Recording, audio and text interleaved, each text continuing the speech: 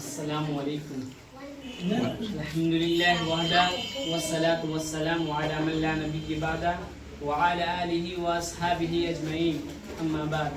قال اللہ تعالی اعوذ باللہ من الشیطان الرجیم بسم اللہ الرحمن الرحیم.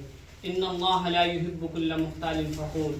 صدر محترم، اساتذہ کرام اور معزز سامعین، میرے پیارے بھائیوں اور بہنوں، تکبر اور گھمنڈ وہ چیز ہے جس سے اس دنیا میں شیطانیت کی ابتدا ہوئی. آپ سب جانتے ہوں گے کہ اللہ تعالیٰ نے حضرت آدم کو پیدا کیا اور تمام فرشتوں کو حکم دیا کہ آدم کو سجدہ کریں، تو سب نے اس حکم کی تعمیل کی، مگر تکبر اور گھمنڈ کے نشے میں چور ابلیس نے کہا قال انا خیر منہ خلقتنی من نار وخلقتہ من طین. میں آدم سے بہتر ہوں، تو نے مجھے آگ سے اور آدم کو مٹی سے پیدا کیا. قال انا خیر منہ خلقتنی من نار وخلقتہ من طین. تو نے مجھے آگ سے اور آدم کو مٹی سے پیدا کیا. لیکن ابلیس کا یہ گھمنڈ اسے لے ڈوبا. قال فاہبط منها فما يكون لك ان تتكبر فيها فاخرج انك من الصاغرین. اللہ نے فرمایا تو جنت سے نکل جا، تجھے ہرگز یہ حق حاصل نہیں کہ تو جنت میں رہ کر تکبر اور گھمنڈ کرے، تو ذلیل و خوار ہو کر نکل جا. تو میرے پیارے بھائیوں اور بہنوں، یہ تکبر دراصل ابلیس کی خصلت ہے، اس کا سیوا ہے. تکبر اللہ تعالیٰ کو کس قدر ناپسند ہے، اس کا اندازہ اس حدیث سے لگائیے، اس کا اندازہ اس بات سے لگائیے کہ ایک حدیث میں اس بات سے لگائیے کہ حضرت لقمان نے اپنے بیٹے کو جو قیمتی نصیحتیں کی تھی ان میں سے ایک نصیحت یہ بھی تھی قال انا خیر منہ خلقتنی من نار ولا تصیر خدک للناس ولا تمش فی الارض مرحا ان اللہ لا يحب كل مختال فخور.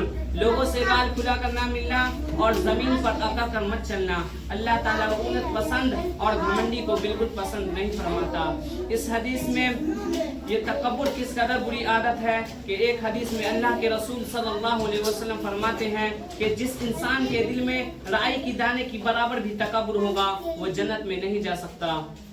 صحابہ اکرام نے عرض کیا اے اللہ کے رسول، ہم میں سے ہر شخص یہ چاہتا ہے کہ اس کا لباس خوشنما ہو، اس کی شکل و صورت اچھی ہو، تو کیا یہ تکبر ہے؟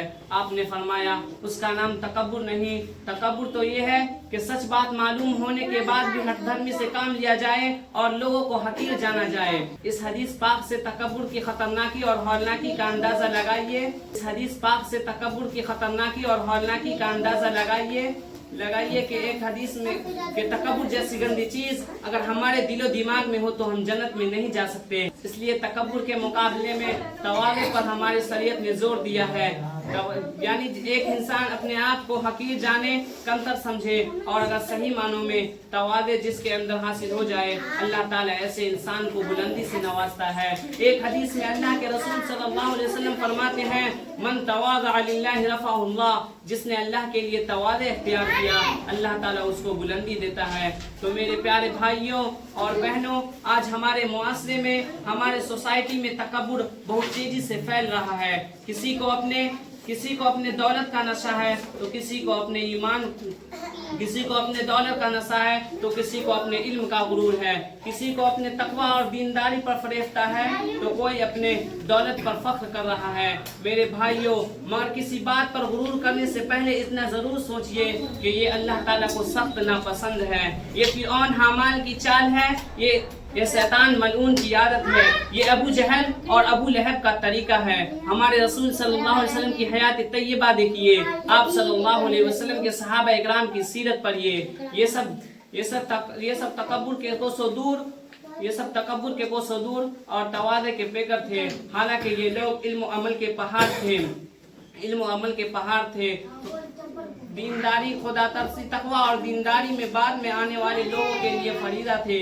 مگر ان مقدس ہستیوں نے تکبر اور گھمنڈ سے کام نہیں لیا. کبھی کسی بات پر تواضع کا اختیار، کبھی کسی بات پر تکبر کا اظہار نہیں کیا. پھر ہم جیسے بد عمل اور بے عمل لوگ کو یہ کہاں سے حاصل ہو گیا کہ ہم کسی بات پر تکبر کریں. اللہ تعالی ہم سب کو تکبر جیسی بری عادت سے روکے اور کہنے سننے سے زیادہ اس پر عمل کرنے کی توفیق عطا فرمائیں. آمین. وآخر دعوانا الحمدللہ رب العالمین.